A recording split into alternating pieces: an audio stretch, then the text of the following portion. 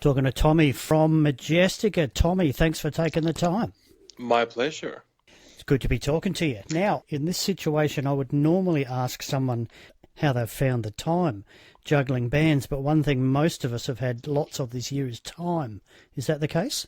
Yes, that is the case. I think that if we didn't have the time, I don't think this album would have been possible to write or to produce. I mean, this album has been in the back of the head for a couple of years, but since this year has been nothing but staying home.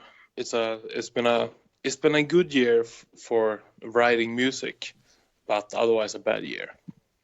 If you'd asked me just a few months ago if I thought I'd hear a metal band doing a Christmas album, I would have said no. But where did this idea come from, and how did you put it together? The idea of doing a Christmas album has been around for many years, at least from my side. And then last year, in Majestica, we did a small, short cover of Mariah Carey's All I Want for Christmas Is You. Just 1 minute, so it would fit on in social medias. And people seemed to like it very, very much. And some people said, yeah, you should do a Christmas album. So like, yeah, maybe it's time to do that. So we thought, okay, maybe we can do a Christmas album sometime. And then the Corona happened, and we all stayed home, and it was a good opportunity to start with the album. Right, tell us about the story behind it. It's based on the story we all know, Christmas Carol, of course. How much did you throw into that, and who did you get in to help you? No, I did actually all the research myself, because when I was 17 years old, I played Ebenezer Scrooge in a school play. We did a musical on our own to perform in front of the school and parents and everything around Christmas. And when I started to write songs for this album, I didn't really know what to sing about until I figured out, okay, well, a Christmas Carol, that's a cool subject because it fits very well as a musical. It's a well-known story, and it would fit to a power metal album as well. So I started the first song I wrote, "The Ghost of Christmas Past." I wrote the lyrics like Scrooge is going back to the past, like he does in the story, but I sang it from a narrator's perspective, like he's telling the story of Scrooge. And then I did another song when I was singing from Scrooge's perspective, and I thought it sounded much better, like I was singing like I was Scrooge. But of course, that story, it's a long story. So I needed to get some more information on, to make sure I bring the most necessary things. So I watched the movie, the Jim Carrey version, which is one of the most accurate ones that sticks to the story. I watched that one. I don't know how many times I've seen it this year. And of course, the Muppet version. I even saw a version with Matthew McConaughey called The Ghost of Girlfriend's Past. And Scrooged with Bill Murray. And another version of Scrooge as well. An older one. I also started to see the HBO series A Christmas Carol with Guy Pearce. Taking notes while watching the movie, making sure I got everything.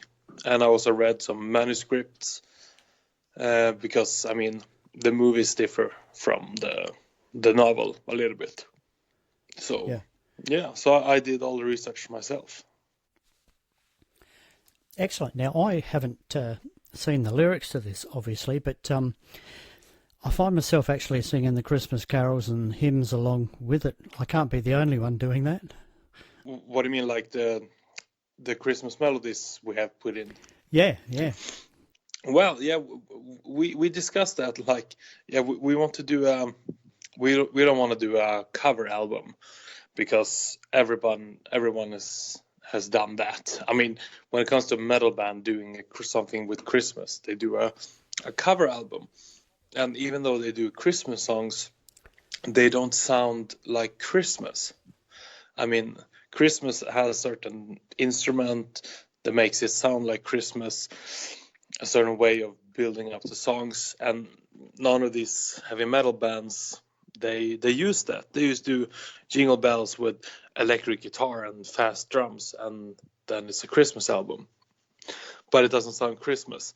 So that's what we wanted to do. We wanted this album to really sound like Christmas, so you could hear it right away that this is a Christmas album.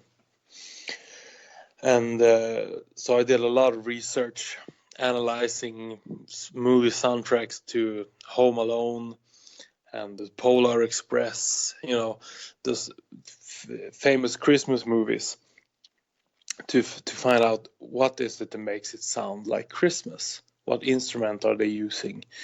How do they build up the melodies, the songs, and all of that. So it was a lot of research for that as well, but it was fun. Did you have any guests on the album that we need to know about? Yes, we did have Anders, the singer from the power metal band Bionity. He sings on 2 songs, and then we have my former colleague and the bandmate Henrik Lindfors from Hot Beef Injection, who sings on a couple of songs. And then we have a colleague of Chris, the bass player, called Hanne Hermansson. She sings a female part on 2 songs as well. And then, of course, we have all the guys in Majestica singing lead vocals through the album, every here and there. How's the reaction been so far? I must say I was impressed. How's the feedback been going? It's great, actually. Fantastic feedback. I wasn't expecting that. I was hoping that, of course, but I wasn't expecting that. So I'm very surprised. I'm very, very happy that people seem to really like this album. Some people say the Christmas album of the year. Some people say, for the ballad that we released as a single video on the 4th, the day of the release of the album. Some people say that this is a new classic Christmas song. It should be played everywhere, and comments like that.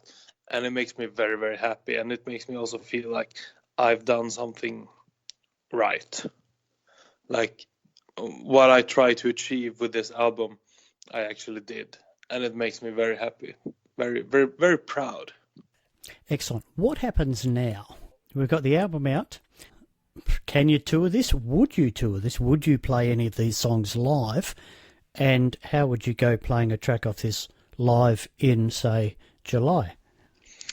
Well, of course, we can play 1 or 2 songs from the album in the summer. I mean, we have a couple of music videos out with the songs that are, pure power metal, even though it's Christmas. It's pure power metal. We have some other songs on the album that would work as well. But I mean, if we tour or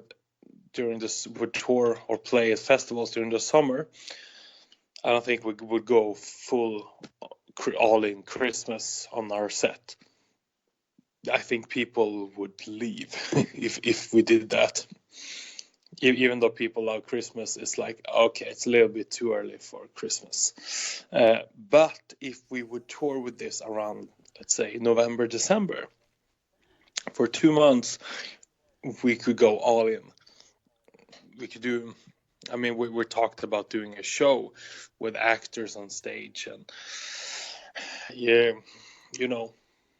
full production doing the musical, because this album is a musical. So we've been talking about that, and hopefully we can make it happen. Hopefully. Tommy, thanks so much for joining us. We've been talking about the Majestica Christmas album, A Christmas Carol. Congratulations on that, and I hope it does very well for you. Thank you very much. I do hope so too. I'm very glad I could be part of, sharing this Christmas spirit, and I'm very, very thankful for being here. Thanks for having me.